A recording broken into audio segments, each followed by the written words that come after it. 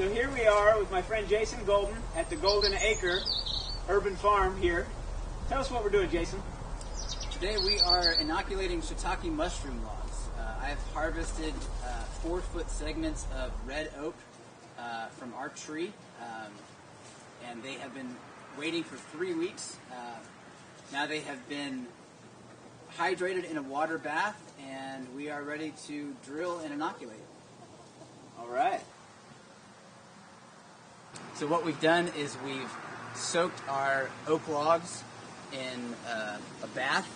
You can use your bath inside your house or any other kind of a bath to hydrate the logs. The logs have been drying now for a couple weeks, and so what we want to do is we want to provide a fertile bed for the spores to take hold, so we moisturize our logs. So I will grab a log.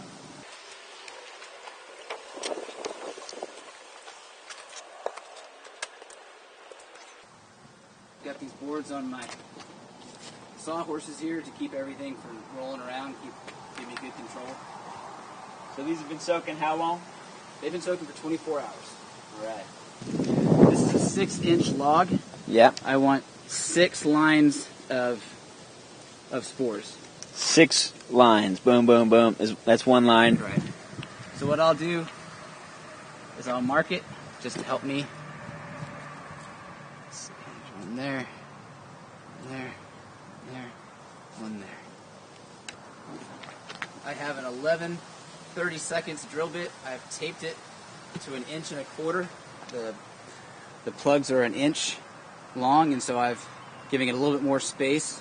Once the plugs are in, we will fill the extra space with some beeswax. All right. So I'm going to come 6 inches in. I'm just going to eyeball it with my fingers.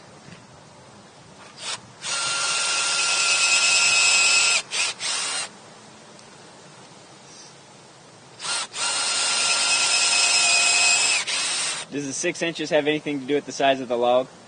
No, 6 inches is the same no matter what size log. It's just to allow the fungus that's within each dowel to have a significant amount of meat to be chewing on, so you want to space them out.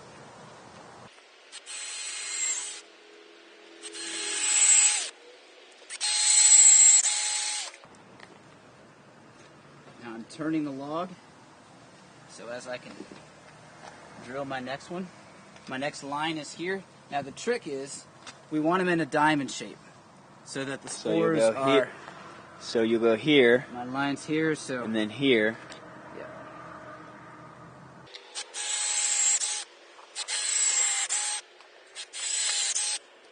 I'm really clipping.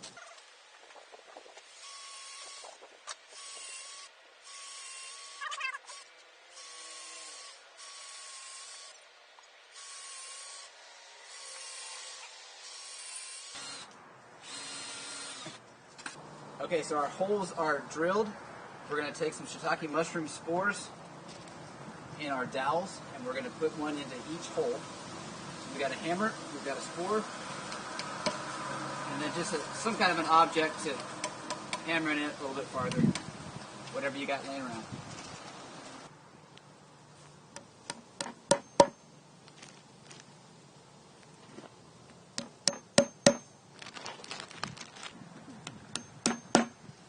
The next thing we want to do is drive them in as deep as they'll go to leave a little bit of space for the beeswax covering.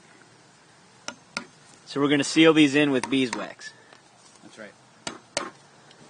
We've inoculated our log, our plugs are in place, and now we're ready to seal with beeswax. I picked this up from a local farmer.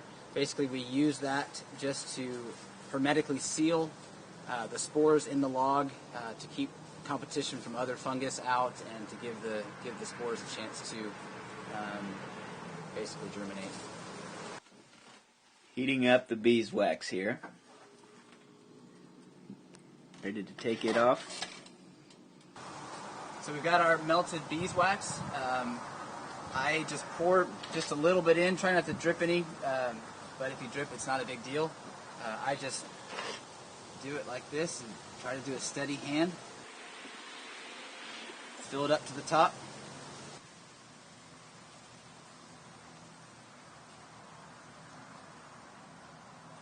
And again, this is to keep the shiitake spores safe from competing fungus. So this is the beeswax after it's hardened here. So Jason, tell them about this stack of logs right here. Well, this stack is sitting in the shade, and we are basically counting down the months until we can start fruiting these logs. These logs take at least 6 months before the first fruiting. In nature, they fruit during the rainy season, which is spring or fall. But if you happen to inoculate out of season, you can shock the logs yourself. And what's involved in that is basically taking it back to the original water bath, soaking them for 24 to 48 hours. And then when you take them out, it's said that if you knock them on the ground and just shock the logs, they will fruit shortly thereafter. So how long have these logs been sitting here? These have been here for about 5 months. I expect to be able to hydrate and shock these logs next month. How often do you have to water these? Well, it depends on how much rain you get. I tend to water them about every 2 to 3 weeks. But if you had plenty of rain, you don't require any special treatment. Okay. And is there a reason they're stacked like this? I've just done this to be a decorative feature in the yard. You can stack them. Primarily, you want to raise them off the ground to keep them from getting into the natural fungus structure of the land. So I'm raising them up to keep them basically clean. Keep them from competing fungus. Okay. Great. Well, we're going to magically show you these in the next clip here, already fruiting. So Jason, you got a lot of wood here. You got some hedge back there. You got some ash and oak. Why are we using oak versus any of the other wood you got here on the property? Well, oak is the native wood in Japan that shiitake mushrooms grow from. And on the market, shiitakes grown from oak gain a higher value than any of the other wood species. It has been said that you can grow them in cherry and some of the other hardwoods, but oak is the premium wood for shiitake mushrooms.